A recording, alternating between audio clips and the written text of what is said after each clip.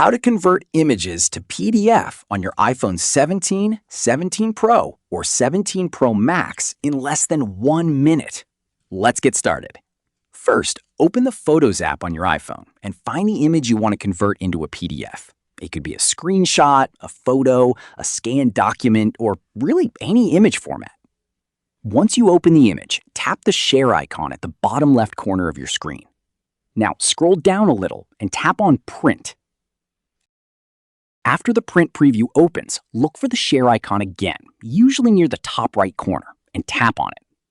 The moment you tap it, your iPhone will automatically convert the image into a PDF document. Now you can instantly send the PDF through apps like iMessage, Mail, WhatsApp, or any other sharing app. What I personally like to do is tap Save to Files so I can keep the PDF stored on my iPhone. You can even create a new folder and organize all your PDF documents there. And that's basically the fastest way to convert any image into a PDF on iPhone 17, 17 Pro, or Pro Max. If this tutorial helped you out, make sure to leave a like, subscribe to the channel. Thanks for watching, and I'll see you in the next video.